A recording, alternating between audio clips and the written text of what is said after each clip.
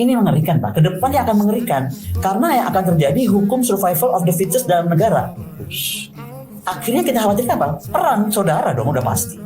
Ketika Andi Wijayanto gubernur, dia sudah bilang perang Asia Pasifik menurut Lemhanas itu akan pecah 2037. Kalaupun nggak ada itu, mungkin lebih cepat dari itu. Dengan dilanggarnya barometer negara, yang paling saya takutkan adalah disintegrasi, dan itu bibitnya sudah ada Pak.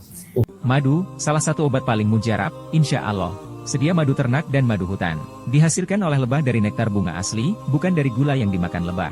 Proses higienis, kemasan praktis dan elegan. Garansi Rp1.000.000 jika terbukti madu kami tidak asli. Terbaik, madu kelanceng, dari lebah spesial. Hubungi. Saya menyebutnya mungkin gejala tabrak lari konstitusi. Paslon-paslon ini kan sudah demikian membelahnya kita gitu loh, memecah bangsa kan, betul nggak? Nah, menurut saya ini kendala pertamanya cuma satu, kok kita nggak pernah masalahkan calon dari nomor 1, nomor 3, dan patut dicatat sama orang-orang. Ketika saya mengkritik 02, itu bukan mengkritik Prabowo, saya dari awal nggak pernah kritik Prabowo. Yang saya sudah warning baik ke dalam Partai Gerindra sendiri, tokoh-tokohnya, Gibran ini dengan caranya menabrak konstitusi akan membawa masalah dan beban. Makanya kalau ada orang yang coba rajin aja lihat Instagram saya, ketika Pak Prabowo maju resmi menjadi paslon, kan paslon lain saya kasih selamat ada 2, misalnya pasangan Pak Ganjar, Pak Mahfud, kemudian Pak Anies. Lah kalau Pak Prabowo satu-satunya saya potong, jadi hanya saya kasih selamat Pak Prabowo-nya aja, Gibrannya nggak saya masukkan. Saya ingin menunjukkan bahwa buat saya no problem for Prabowo, tapi it's going to be a big problem for Gibran. Bukan cuma masalah pemenangannya loh Pak. After pemenangan ini kan ada luka yang akan membawa beban bangsa ini ke depan. Masalah konstitusi. Konstitusi itu kenapa sih diciptakan gitu? Kan harus balik ke sana. Rakyat tuh mengerti nggak? Kenapa ada konstitusi dan ada mahkamah konstitusi? Karena negara tanpa konstitusi itu pasti ambruk. Di dalam konstitusi lah semua hak warga negara dan hak pemerintah ini akan berimbang. Karena bukan saja pemerintah itu punya hak, dia punya kewajiban terhadap warga negaranya. Demikian juga sebaliknya kan. Nah, dengan sistem tabrak lari model yang saya lihat sekarang ini mengerikan Pak. Kedepannya akan mengerikan karena yang akan terjadi hukum survival of the fittest dalam negara. Akhirnya kita khawatirkan apa? Perang saudara dong udah pasti. Loh, konstitusi ini kan untuk guidance, gitu. How to control civil society dan civil society mengontrol kekuasaan yang kita limpahkan dan berikan kepadanya, tetapi itu bukan pemberian gratis, dia punya tanggung jawab kan. Ya bagaimana nggak tabrak lari Pak ya, saya bilang tadi kita tuh kan lihat lah Pak, pengadilan MK kan kita nggak bisa lupa ya, walaupun kata Indonesia bahasa pelupa. Saya sih belum bisa lupa Pak bagaimana buat saya itu kayak dagelan lah gitu. Bagaimana itu diotak-atik kemudian akhirnya tetap menjadikan cawapres Gibran cawapresnya 02 gitu. Ya itu yang saya sesalkan, padahal saya sudah sampai di limit bahwa loh ada calon lain loh, saya sebut nama-nama yang menurut saya tokoh-tokoh muda. Kalau bicara soal anak muda, karena jangan dianggap juga kita anti milenial nih. Kayaknya gitu kalau bicara soal Gibran, oh berarti anti milenial. Loh bukan. Nah sementara di sini pun melanjutkan tuh dengan kalau bahasa Sundanya kalaragok. Kalau lu mau jadi 3 kali, lu ngomong aja mau 3 kali, gitu loh. Tapi jangan jadi 3,5 atau 3/4. Apa saya nggak ngerti sekarang namanya gitu. Dengan memaksakan mengacak-acak konstitusi tadi. Jadi bahaya ke depan itu begini Pak ya. Demokrasi atau negara itu ada karena pasar. Pasar kemudian terus bergerak, akhirnya menjadikan negara dong yang untuk mengatur, meregulasi, ya dan mengambil pajak dan so on and so forth. Jadi pasar itu kekuatannya itu kembali kepada kepercayaan kepada pemerintah. Ini sama dengan konstitusi nih. Nah kemudian pemerintah sendiri itu kan bisa mengatur. Nah ketika pasar ini terganggu Pak, dan pasti terganggu karena sebuah kejadian yang tadi hubungan dengan konstitusi, yang terjadi bisa macam-macam Pak. Yang pasti pertama apa? Kepercayaan pasar menurun atau hilang. Dan saya nggak ngomong pasar domestik loh, saya ngomong pasar regional yang akan tadi kaitan yang saya bahas di dunia ini tentang logistik, tentang sumber daya, tentang keamanan energi, tentang keamanan makanan, keamanan air, and so on and so forth, tentang masa depan airspace dan lain sebagainya. Bayangkan di tengah kita lagi punya pemimpin nanti judulnya 3/4 ini, ya kan? Kenapa saya ngomong 3/4? Bukan saya mengecilkan Pak Prabowo ya, tapi menurut saya Pak Prabowo itu betul bisa tidak diganggu-ganggu Pak Jokowi. Buktinya saya baca sekali lagi ya. Katanya udah mulai konflik, udah mulai tarik-tarikan kan itu yang saya khawatirkan kan. Nah, kembali ke tadi pertanyaan Bapak. Bayangkan di tengah tantangan dunia seperti itu, dan jangan salah Pak, ada yang paling penting. Lemhanas itu bukan lembaga kaleng-kaleng. Ketika Andi Wijayanto gubernur, dia sudah bilang perang Asia Pasifik menurut Lemhanas itu akan pecah 2037. Oke.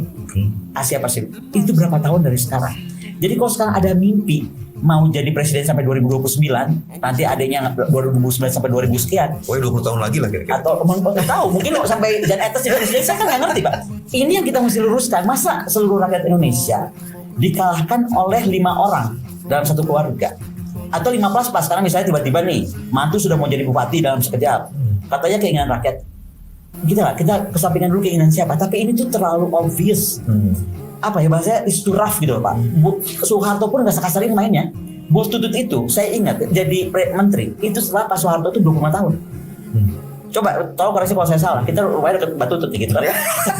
Bener nggak sih gitu? Setahu saya Mbak Tutut aja itu menjadi menteri itu sekian lama, bukan tiba-tiba. Setelah matang, mature baru Jadi matang dulu di organisasi banyak hal ya kan, memimpin dan menjadi banyak sesuatu dulu kan. menjadi sesuatu, ngurus PMI dulu kalau nggak salah, saya lupa juga ya kawan. Pokoknya akhirnya jadi menteri sosial gitu. Ini kan enggak Pak gitu. Jadi ngeri sekali. Itu yang saya bilang, apakah masa depan Indonesia bisa dititipkan kepada mereka ini yang akan menjadi daerah? Sekali lagi bukan ngomong Pak Prabowo nih Pak ya. Ini ngomong tentang ya kan wakilnya akan menjadi beban beliau. In February 2024, Indonesia held the presidential elections. Campaigning took place in the aftermath of a last-minute court ruling that changed eligibility criteria, allowing the president's son to join the ticket of the front runners in the election. What measures are in place to ensure that high-ranking officials, including the presidents, are prevented from unduly influencing the electoral processes? Are allegations of undue influence under investigation? Ini gimana ya, berarti udah mau mulai masuk di internasional. Pertama koran-koran besar dunia kan sudah Mulai mempertanyakan gitu kan. Kembali kita harus garis bawahi Pak, orang tuh nggak masalahin Prabowo. Jadi ketika kita bicara ini, orang-orang yang mendukung 02 harus ngerti, kita tuh nggak masalahkan Prabowo. Yang kita masalahkan ada cawapresnya yang akan membawa kehancuran. Karena ini kan gelombang ini akan terus ada. Tadi kan saya bilang hukum pasar. Kalau masih pasar domestik Pak, masih bisa kita tahan mungkin. Betul nggak? Waktu Pak Harto kan oke lah, dolar naik kita peg, dolar sekian. Saya ingat tuh dolar dari 8.000 jadi 15.000 ya, apa 16.000. Ya, terus gimana dari 2.300, 4.000 Iya, naik gitu. naik betul. Tapi itu kan di peg oleh negara. Tapi seberapa kuat kita untuk menahan angka itu? Karena tekanan internasional akan terus berdatangan. Contoh ini kan nggak akan berhenti di sini Pak. Ini akan bisa terus bergulir gitu. Nah, ketika itu terjadi, pasti akan berdampak kepada ekonomi kita juga. Dan itu pasti akan kena uang. Pasar misalnya pemilik modal atau penanam modal lari. Yang dari luar nggak akan mau masuk. Ngapain masuk gitu kan? Bayangkan seorang delegasi dari Afrika sudah bicara tentang netralitas Pak Jokowi. Makanya satu-satunya kalau kita memang tetap mau berpikir waras sesuai judul Bapak, dan tadi berpikir waras, konstitusi itu harus dipertahankan, karena tanpa konstitusi negara itu nggak akan mencapai tujuan nasional. Tanpa konstitusi atau tukang tabrak konstitusi itu akan membuat negara itu kehilangan peraturan dan pasti menimbulkan konflik. Apa yang terjadi Pak? Menurut saya kita harus dukung hak angket. Yang paling saya takutkan, tadi kan saya ingatkan soal perang yang Asia Pasifik yang diramalkan oleh Lemhanas maaf. Itu pertama kita akan menjadi, area kita ini akan menjadi area seperti perang dunia 1. Diduduki oleh 2 pasukan yang sedang berperang nih. Dari sini mungkin Australia dan kawan-kawan dong dengan aliansi Amerikanya, dari sini Cina dan kawan-kawan dengan aliansi Rusia, Cina dan kawan-kawan. That's one thing ya. Kalau itu perang, betul-betul perang militer. Pak, kalaupun nggak ada itu, mungkin lebih cepat dari itu dengan dilanggarnya barometer negara. Yang paling saya takutkan adalah disintegrasi, dan itu bibitnya sudah ada Pak.